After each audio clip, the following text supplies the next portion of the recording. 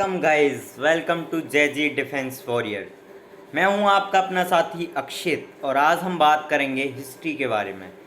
जैसा कि कल हमने बात किया था कि हिस्ट्री का वेटेज क्या रहता है एनडीए एग्ज़ाम में, कितना क्वेश्चन आता है, कौन कौन सा मेन टॉपिक है, क्या हमें पढ़ना है, क्या हमें स्किप करना है, ये सब बात हम करेंगे।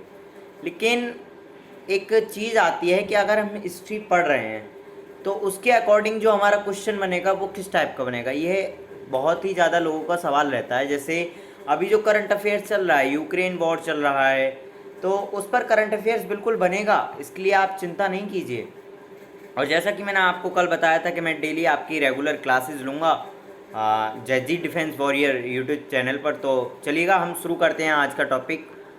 तो देखिए, जैसे आपको दिख रहा होगा हिस्ट्री एनडीए 2022, हम बात करेंगे आज हिस्ट्री की।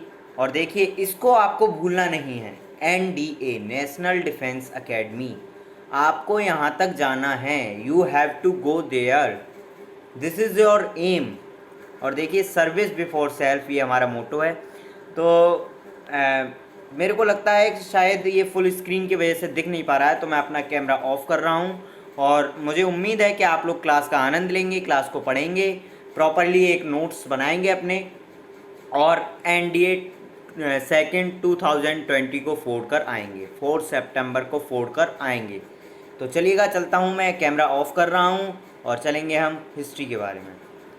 तो देखिए, हिस्ट्री जैसा कि यहाँ पे लिखा है, the advent of Europeans in India, the Portuguese, the Dutch and the Danes. तो मतलब इसका रीज़न क्या है कि अगर ऐसा हुआ था, तो देखिए यहाँ लिखा है, India has been a major trending destination for many European. जो मध्यकाल था, मध्यकाल में भारत के यूरोप से जो संबंध थे वो व्यापारिक रूप से थे। एंड देखिए, countries and medieval era, countries in ancient and medieval era, Britishers were not the only Europeans who came the settled, but the Portuguese with their developments in navigation first found the sea route of India. In the article read about the advent of Europeans in India. तो इससे पहले, Portuguese आने से पहले क्या कारण था कि पोर्टुगीज़ भारत में आए? तो देखिए, कारण ये था कि मध्यकाल में भारत के जो यूरोप से व्यापारिक संबंध थे वो व्यापारिक रूप से ये मुख्यतः भारत के पश्चिमी समुद्र तट से, फारस की खाड़ी और पश्चिमी एशिया से, स्थल मार्ग से होता था, जो इनके जो भी व्यापारिक संबंध थे। और ये जो व्यापार था वो मसालों और बिलास जो होते हैं ना, आनंदपूर्ण की वस्तुओं से जुड़ा हुआ था, क्योंकि मसालों की आवश्यकता यूरोप में ठंड के दिनों में मांस को सुरक्षित रखने के लिए, मीट को सुरक्षित रखने के लिए और उसकी उपयोगिता को बढ़ाने के लिए पड़ती थी। जैसा कि हम जानते हैं कि यूरोप में काफ़ी ज़्यादा ठंड होती है, तो इसलिए उनको सेव करने के लिए मसालों की आवश्यकता होती थी। तो इनका जो क्रम क्या था, जो भारत में जो बार बार राज करने आए, अपना यूरोपियंस इंडिया में आए, तो भारत में जो यूरोप वासियों के आने का क्रम है वो है पुर्तगाली, फिर उसके बाद डच आए, फिर उसके बाद अंग्रेज आए, फिर उसके बाद डेन आए, फिर उसके बाद फ्रांसीसी आए। ठीक है, तो चलिएगा हम चलते हैं आगे और बात करेंगे advent of Europeans in India. बात करेंगे हम, जी हाँ बिल्कुल, advent of European in India. तो देखिए, यहाँ पर ऑलरेडी एक मैप बना रखा है। तो ये अफ्रीका का मैप है। तो ठीक है, हम देखते हैं अब आगे। The European age of discovery started with the Portuguese navigator, ये पुर्तगाल के नेविगेटर्स के द्वारा स्टार्ट की गई थी।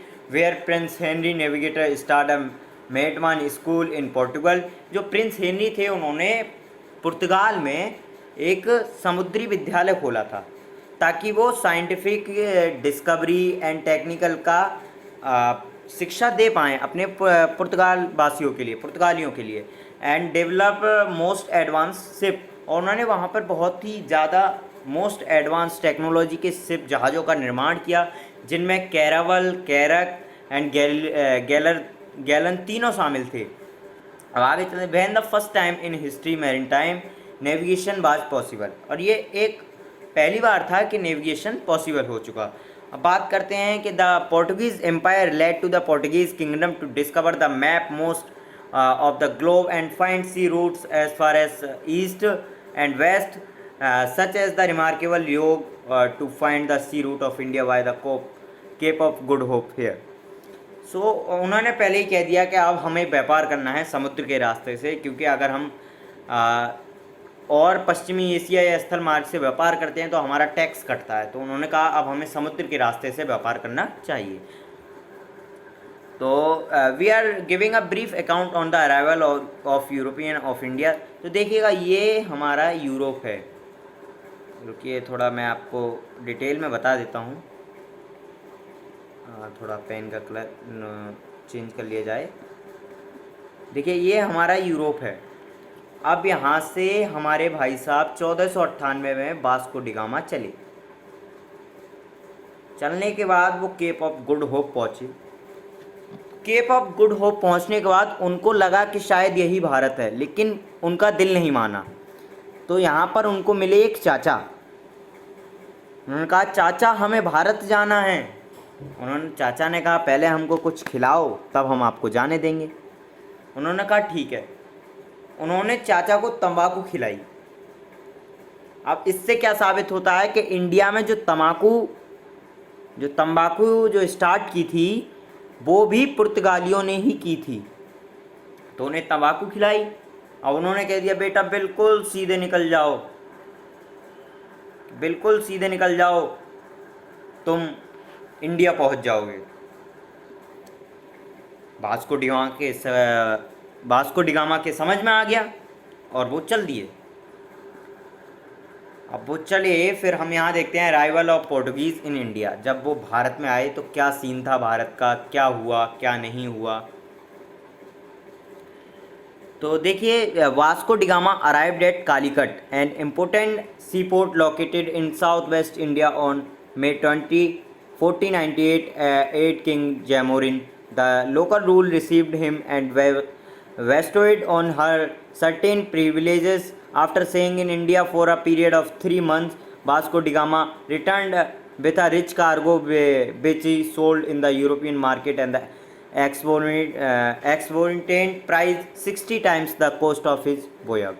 इसका मतलब क्या है जो मैंने अभी आपको एकदम इंग्लिश सुना दी। तो जो हिंदी मीडियम के बच्चे वो सोच रहे होंगे कि इन्होंने तो इंग्लिश पढ़ के सुना दी। तो मैं अब आपको इसकी पूरी विस्तार से कहानी सुनाता हूँ कि 1498 में वास्को डी गामा केरल के कालीकट नामक तट पर समुद्री मार्ग से पहुँचा। अब कालीकट के समुद्री तटों पर जो अरब के लोग व्यापार कर रहे थे उन्होंने इसका विरोध किया। लेकिन जो कालीकट के हिंदू राजा थे जिनको जैमोरिन नाम की एक पैतृक उपाधि मिली थी, पैतृक उपाधि कहते हैं जो हमें अपने परिवार से बुजुर्गों से मिलती हुई आ रही है, तो उन्हें जमोरिन कहा जाता था। तो उन्होंने वास्को डी गामा का हार्दिक स्वागत किया और उन्हें यूरोप में मसाले जड़ी बूटियाँ आदि ले जाने के लिए उन्होंने आज्ञा दे दी। अब वास्को डी गामा को इस माल से यात्रा व्यय निकालने के बाद भी, मतलब यात्रा व्यय का मतलब ये होता है कि पूरा टोटली खर्च निकालने के बाद भी उन्हें 60 गुना लाभ प्राप्त हुआ। अब आप सोच सकते हैं कहाँ उन्हें इतना लाभ नहीं मिल रहा था, लेकिन इसमें टोटल खर्चा निकालने के बाद भी वास्को डी गामा को 60 गुना 60 टाइम्स 60 गुना लाभ प्राप्त हुआ। क्यों? क्योंकि वो भारत से मसाले ले जा रहे थे, यूरोप में बेच रहे थे, पोर्टुगीज़ में बेच रहे थे, तो इससे उन्हें 60 गुना लाभ प्राप्त हुआ। अब इसके बाद सन 1500 में पेड्रो अल्वेज केवाल के नेतृत्व में द्वितीय बार वास्को डी गामा का पुर्तगाली अभियान कालीकट पहुंचा। ये देखिए, but soon Vasco da Gama come back to India for the second time in 1501 AD. He set up a trending factory at Cannanore. So इसका क्या मतलब है कि वास्को डी गामा अब जो दूसरी बार भारत आया वो 1501 में आया और उन्होंने क्या किया, अपनी फैक्ट्रियां भारत में लगा दी। लेकिन शुरू में जो पुर्तगालियों का मुख्य उद्देश्य था वो भारत में केवल और केवल व्यापार करना था, लेकिन आगे आगे उनकी सोच बदलती गई और उन्होंने राज करना शुरू कर दिया। देखिएगा, establish of trade links Calicut, Cadore and Kochi emerged the significant Portuguese centers in India. Arab traders become jealous of the rise of success of Portuguese and hence caused enmity bread between the Portuguese and the local king Zamorin. अब क्या हुआ, फ्रांसिसी de Almeida थे, वो भारत में पहला पुर्तगाली governor बना जो सन 1505 से 1509 तक भारत में रहा था। अब उसको सरकार द्वारा ये निर्देश था, मतलब पुर्तगाल सरकार द्वारा, कि भारत में ऐसे पुर्तगाली दुर्ग बनाए जिसका लक्ष्य सुरक्षा न होकर हिंद महासागर में व्यापार पर पुर्तगाली नियंत्रण स्थापित करना हो। मतलब जो इंडियन ओशन है वहाँ पे उन्हें व्यापार करने की आज्ञा मिल चुकी थी, तो वो अपना नियंत्रण स्थापित करना चाहते थे। और उसकी यही नीति ब्लू वाटर पॉलिसी या शांत जल की नीति कहलाती है। अब अगर आपसे कोई पूछे कि आप बताइए ब्लू वाटर पॉलिसी क्या है, तो आप बता सकते हैं कि ब्लू वाटर पॉलिसी के अंतर्गत फ्रांसीसी डी अल्मीडा को ये निर्देश दिया गया था कि वो हिंद महासागर में अपनी नियंत्रण शक्ति को स्थापित करे।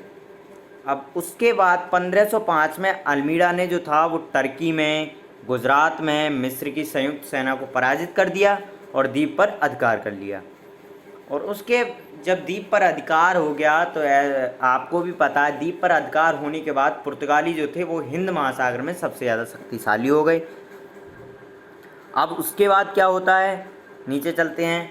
जो जैमोरिन था उससे लड़ाई हो जाती है, लास्ट में आके जैमोरिन नाराज़ हो जाता है एंड लड़ाई हो जाती है, और जिसमें king Zamorin was defeated by the Portuguese. जो पुर्तगाली होते हैं वो उस किंग जैमोरिन को हरा देते हैं। अब कहते हैं rise of Portuguese power in India. जैसा कि मैंने अभी बताया, सन 1505 में Francisco de Almeida was appointed the first Portuguese governor. ये मैंने अभी आपको बताया था।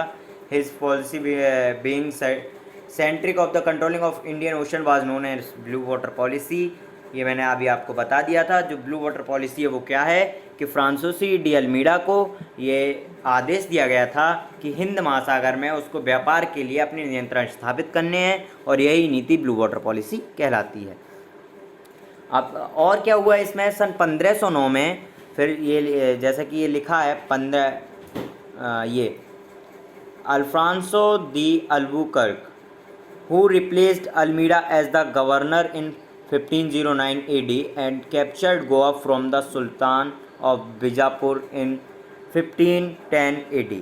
इसमें क्या है, जो अल्मीडा था अब उसको रिप्लेस कर दिया गया और अल्बुकर्क भारत आया जो, और उसने क्या किया, आते ही आते कोच्चि में अपना एक किला बनवा दिया। उसके बाद 1510 में उसने गोवा पर अधिकार कर लिया। अब जब गोवा पर उसने अधिकार कर लिया तो उसने पुर्तगाली जो नौसैनिक थे उसके प्रभुत्व पर मोहर लगा दी। अब प्रभुत्व पर मोहर लगाने का मतलब है उनको आज़ादी दे दी।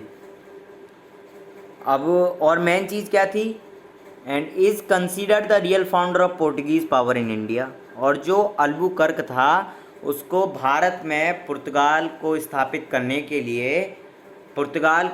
करने का फाउंडर, वास्तविक संस्थापक माना जाता था उसको। हाँ ये है फिर कि अल्बुकर्क के बाद और भी आए। नीनू डी कूना आया, गवर्नर बना था। कोच्चि की जगह उसने गोवा को अपनी राजधानी बना लिया, और इसने सैन थोमा, हुगली, दीप, काठियावाड़ में पुर्तगाली बस्तियों का निर्माण किया। जैसे कि हमने ये लिखा है नीचे, the Portuguese captured not only Goa, Daman, Diu, Salsette but also bet states along the Indian coast. तो उन्होंने अपना ज़्यादातर सभी में अपना क्षेत्र का विस्तार कर लिया था। अब उसी टाइम क्या था, प्रसिद्ध संत फ्रांसिस्को जेवियर पुर्तगाली गवर्नर अल्फ्रांसो डिसूजा के साथ भारत आए थे, और उन्होंने क्या किया कि 100 वर्षों में वे भारत में जम गए और अपना व्यापार उन्होंने बढ़ा लिया। पुर्तगालियों ने अपना व्यापार बढ़ा लिया। यहाँ पे हमें एक चीज़ और जो इसमें पीडीएफ में नहीं दी गई है वो नोट करने की चीज़ है कि सन 1661 में इंग्लैंड के एक शासक थे चार्ल्स द्वितीय। उनका विवाह जो था वो पुर्तगाल के राजा की बहन के साथ तय हुआ था, और चार्ल्स द्वितीय को दहेज के रूप में बम्बई प्राप्त हुआ। मतलब पुर्तगालों ने अपनी बहन की शादी की चार्ल्स द्वितीय से, तो उन्हें दहेज के रूप में मुंबई को गिफ्ट कर दिया। तो आइए अब देखते हैं decline of the Portuguese power. कि जो पोर्टुगीज़ पावर थी वो डिक्लाइन कैसे हुई। तो थोड़ा सा बात करते हैं इस बात पर भी। तो जैसा मैंने अभी आपको इससे पहले बताया था कि जो तंबाकू की शुरुआत जो थी, तंबाकू की खेती, जहाज़ का निर्माण, प्रिंटिंग प्रेस का सूत्रपात, ये सब पुर्तगालियों ने ही शुरू किया था भारत में। लेकिन जब वो भारत में 1961 तक रहे थे तब उनके पास सिर्फ गोवा था, दमन दीव ही रह गए थे, बकाया सब उनसे छीन लिए गए थे। कहने का मतलब ये है। और उनका डिक्लाइन कैसे हुआ उस पर हम थोड़ा सा चर्चा करते हैं।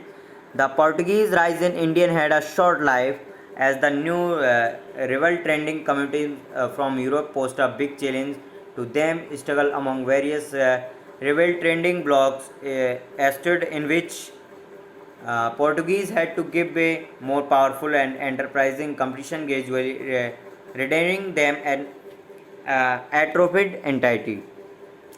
तो जो दूसरे यूरोप के दूसरी संस्थाएं थीं या दूसरे हम बोलें तो रिलीजियस मैटर से जो रिलीजन से थे, उन्होंने अब पुर्तगाल को वापस खदेड़ना शुरू कर दिया। उन्होंने पुर्तगालियों को एक नए चैलेंज के रूप में देखा। तो इस वजह से पुर्तगाली वहाँ से चले गए, भारत से चले गए। उन्होंने 100 साल भारत में राज किया, अपना व्यापार को बढ़ाया, पैसा कमाया और वापस वो यूरोप लौट गए। जी हाँ, बिल्कुल आपने सही सुना कि वापस पुर्तगाली जो थे वो यूरोप लौट गए। अब देखिए, बात करते हैं हम हिस्ट्री की। अब हिस्ट्री में आप सोच रहे होंगे कि इससे क्वेश्चन कैसे बनेगा। तो इसमें क्वेश्चन बन सकता है। अब अभी आपने पढ़ा था, मैं आपसे पूछ रहा हूँ कि जो भारत में सन 1505 से 1509 के बीच में जो पहला पुर्तगाली गवर्नर था वो कौन था। अब ऑप्शन आएंगे वहाँ, Alfonso de Albuquerque, Francisco Xavier, Alfonso de Sousa या फ्रांसोसी डी अल्मीडा। तो हमारा जो राइट आंसर होगा वो होगा फ्रांसोसी डी अल्मीडा। अब यहाँ पर हम बात करते हैं थोड़ी अराइवल ऑफ ब्रिटिश। जो भारत में ब्रिटिश का मतलब ब्रिटिश जो आए थे वो किस तरह से आए थे। ब्रिटिश को अंग्रेज़ भी कहते हैं, मतलब अंग्रेज़ तो थे ही सब, लेकिन ब्रिटिश को मेन मुद्दा माना जाता है भारत में राज करने के लिए। तो चलिए हम बात करते हैं अब। हाँ, तो बात करते हैं हम। Indian company was the outcome of the Portuguese trades who earn enormous profit by selling their merchandise in India, being motivated by the successful business story of the Portuguese. A group of English merchant adventure formed a company, the East India Company, in 1599 AD. The company received a royal character from Queen Elizabeth on the December 31 and 1600 AD, authorizing it to trade in the East. Queen was herself a share holder in the east India company. अब उसमें क्या हुआ, तो इसके लिए मैं अभी आपको बता रहा हूँ कि इंग्लैंड के मर्चेंट एडवेंचर्स जो थे, उन्होंने व्यापारियों ने एक समूह ने the governor and company of merchant of London trading into the East Indies की स्थापना कर दी 1599 में। अब जो इसकी जो थी महारानी एलिजाबेथ ने 1600 में कंपनी को पूर्व के साथ व्यापार करने के लिए 15 वर्षों के लिए आज्ञा दे दी। क्या आप 15 सालों तक पूर्व में व्यापार कर सकते हैं। अच्छा, इतना तो ठीक था कि उन्होंने कह दिया कि आप पूर्व में व्यापार कर सकते हैं। अब जो एक्सपेंशन हुआ था वेस्ट में और साउथ में ईस्ट इंडिया कंपनी का, वो कैसे हुआ था। Subsequently, in 1608 AD, the East India Company sent Captain William Hawkins to the court of Mughal Emperor Jahangir to secure royal Portuguese. He succeeded in granting a royal permit for the company, established its factories and various ports, and the company to establish its factories at various places on the western coast of India. Then in 1615 AD, Sir Thomas Rao was the sent by Emperor James of England to Jahangir court with a plea for more concession for the company. Roy was very diplomatic and thus successfully secured a royal character, giving the company freedom to trade in whole in the Mughal territory. अब इसका क्या मतलब है, जो expansion कैसे हुआ था, तो एक्सपेंशन के लिए पीछे भी एक बहुत बड़ी कहानी है। तो इंग्लैंड के राजा जो थे जेम्स प्रथम, उन्होंने दूत के रूप में अपना एक कैप्टन हॉकिंस को भेजा, जो हेक्टर नाम का एक जहाज़ था उससे भारत आया, और जो जहांगीर के आगरा में, मतलब जो जहांगीर जो आगरा में रहते थे उनके दरबार में पहुंच गया। वहाँ उसने बादशाह से फारसी में बात की, जिससे बादशाह जो था, बादशाह कौन था उस टाइम, जहांगीर, वो प्रसन्न हो गया। उन्होंने 400 का मनसब एवं इंग्लिश खान की उपाधि दी गई। तो जो हमारे विलियम हॉकिंस थे, कैप्टन हॉकिंस थे, उनको इंग्लिश खान के नाम से भी जाना जाता है। बात करते हैं कि अंग्रेज़ों ने जहांगीर की अनुमति से सर टॉमस रो के प्रयासों से 1613 ईस्वी में सूरत में भारत की पहली फैक्ट्री स्थापित कर दी। इनकी पहली फैक्ट्री 1616 में मसूलीपट्टनम में स्थापित हुई। अब मसूलीपट्टनम क्या है, अगर इसमें मैप होगा तो मैं ज़रूर आपको दिखाना चाहूँगा। जी नहीं, यहाँ पर मैप नहीं है, लेकिन मैं फिर भी आपको बताना चाहूँगा कि एक्सपेंशन इन द ईस्ट कैसे हुआ था। तो इसको थोड़ा साइज़ को थोड़ा बड़ा करते हैं, आप बताएंगे। After stabilising its factories in the south and west India, the company started to focus on east India, particular Bengal, significant province Mughal empire. अब उन्होंने क्या किया, अपनी बंगाल की तरफ भी अपना हाथ बढ़ाना शुरू कर दिया।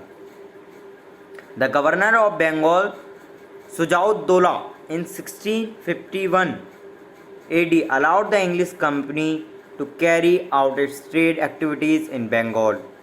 अब जो 1651 में हमारे जो बंगाल के गवर्नर थे सुजाउद्दौला, उन्होंने आज्ञा दे दी कि आप अपनी एक्टिविटीज़ जो है वो बंगाल में कर सकते हैं, कंपनी कर सकते हैं। तो a factory in Hooghly was the established and 3 villages, Sutanuti, Govindapur and Kolkata. अब क्या हुआ, अब सन 1651 में ब्रिजमैन ने हुगली में एक कारखाना स्थापित किया, जो बंगाल का प्रथम कारखाना माना जाता है। अब कारखाना स्थापित हो गया बंगाल में। Purchase in 1698 AD by the company to build a factory over there। Subsequently for William was raised in order to provide protection around the factory। अब इसके लिए उन्होंने क्या किया, जो 1698 में ख़रीद ली गई थी फिर, और उन्होंने फैक्ट्री बनाने के लिए वहाँ पे वो जो ख़रीदा था, subsequently Fort William was raised in order to provide protection, और वहाँ पर प्रोटेक्शन, फैक्ट्री के अराउंड प्रोटेक्शन करने के लिए उन्होंने फैक्ट्रियों का निर्माण करवाया। तो इसमें जो हमारे अंग्रेज़ थे, उन्होंने ईस्ट इंडिया कंपनी से हमारे लिए काफ़ी सारा, मतलब हमारे ऊपर उन्होंने राज किया था। जी हाँ, बिल्कुल, हम विस्तार से पढ़ेंगे इसके बारे में आगे, क्योंकि जो अंग्रेज़ है ये छोटा मोटा टॉपिक नहीं है, ये बहुत बड़ा टॉपिक है। इन्होंने हमें बहुत परेशान किया है, अभी हम इनको छोड़ने वाले नहीं हैं, ठीक है। तो अभी थोड़ा सा बात करेंगे हम डच के बारे में, क्योंकि देखिए ये जो पुर्तगाल थे, डच थे, डेन थे, फ्रांसीसी थे, ये तो कुछ टाइम के लिए आए थे और चले गए थे। लेकिन जो अंग्रेज़ थे, जो अंग्रेज़ आए हैं, जो ब्रिटिशर्स आए हैं, उन्होंने हमें बहुत परेशान किया है। तो हम उनको आसानी से छोड़ने वाले नहीं हैं। बस आप लगे रहिए हमारे साथ जयजीत डिफेंस वॉरियर पर, और हम उनको तब तक नहीं छोड़ेंगे जब तक 1947 में उनको भगा नहीं देते भारत से। चलिएगा, फिर से हम चलते हैं डच के लिए। तो arrival of the Dutch. So now talking about the arrival of the Dutch, the people of Holland present Netherlands.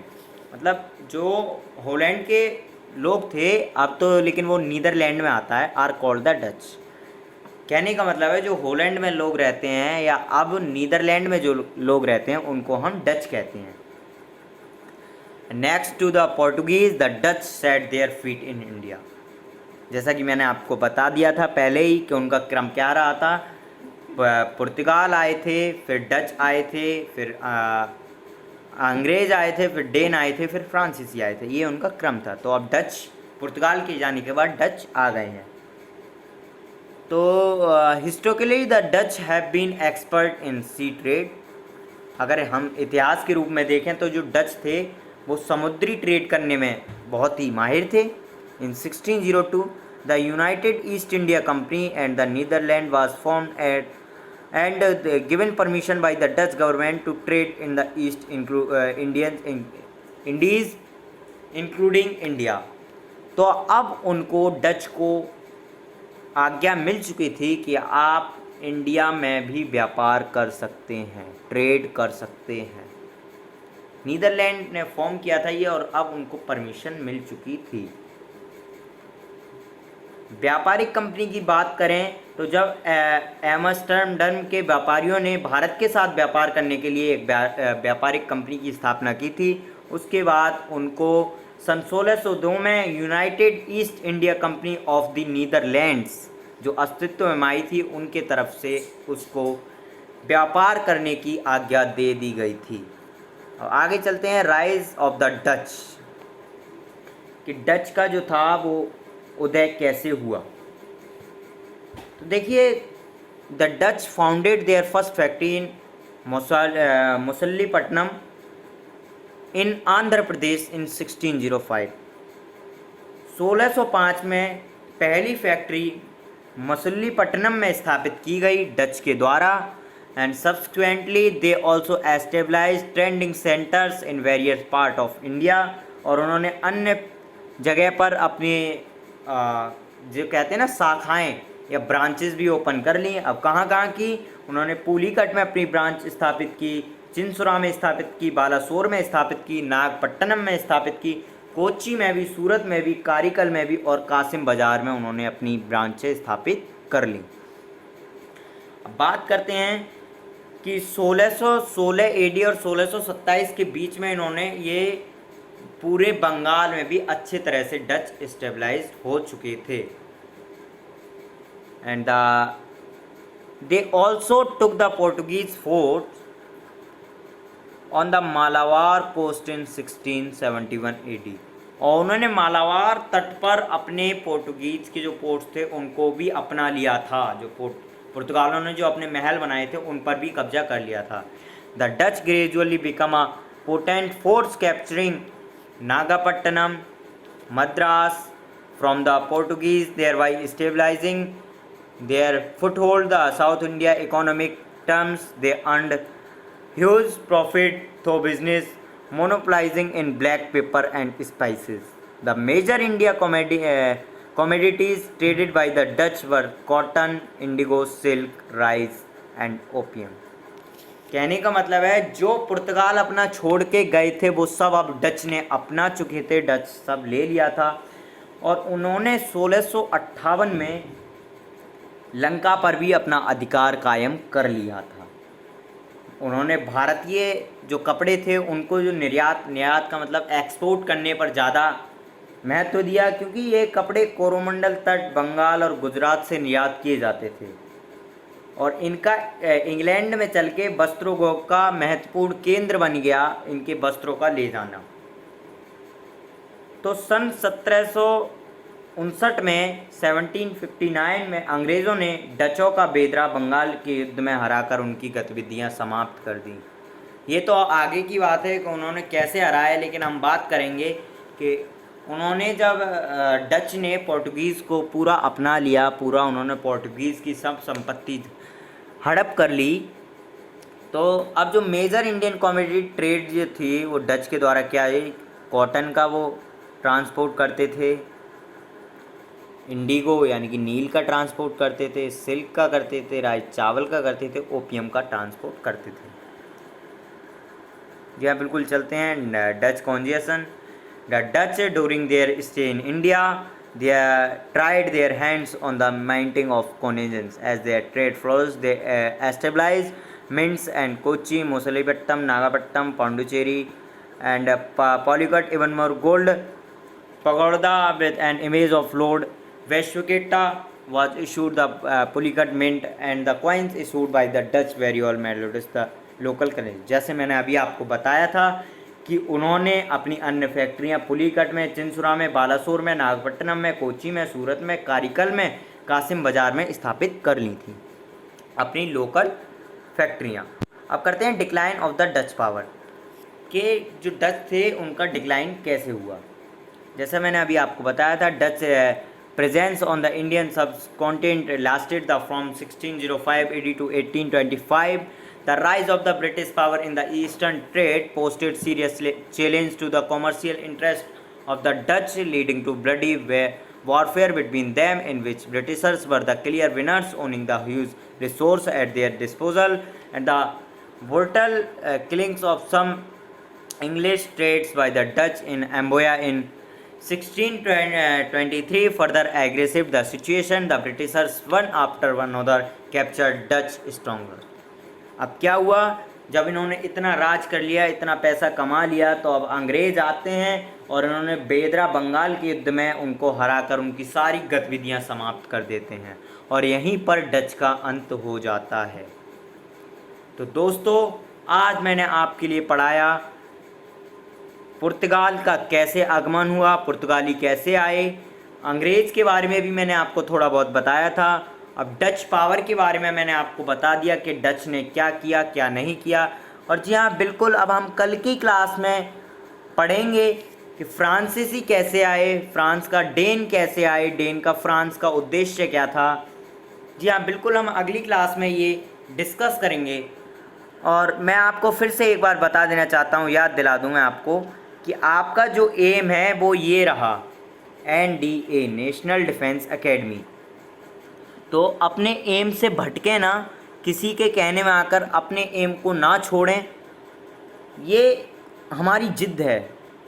लोग कहते हैं कि मेरा सपना है कोई, अरे यार, सपने तो हम सोते पे देखते हैं, ये तो हमारा एम है, हमें यहाँ तक जाना है, मतलब जाना है, कुछ भी करना पड़ जाए। बार बार बीच बीच में हमारे विवेक सर आपके लिए मोटिवेशन क्लास भी लेके आते हैं, तो ये एक बहुत ही अच्छा आपके लिए तरीका है तो NDA क्लियर करने का। तो जुड़े रहिए हमारे जैजी डिफेंस वॉरियर के साथ। और बहुत ही जल्द मैं आपके लिए जो पुर्तगालियों का आगमन था और डच जो आए थे, फ्रांसीसी जो आएंगे, या डेनमार्क जो आए थे, अंग्रेज़ जो आए थे, इनके ऊपर एक क्वेश्चन की सीरीज़ लाने वाला हूँ, जिसमें मैक्सिमम आई थिंक 50 क्वेश्चन मैं रखूँगा। तो आपसे उम्मीद है कि देखिए, आंसर तो मैं बताऊँगा, क्वेश्चन ठीक वैसा ही होगा जैसा NDA में आता है, लेकिन आप मेरी बात को आपने सुना होगा, आपने मेरी बात नोट की होगी,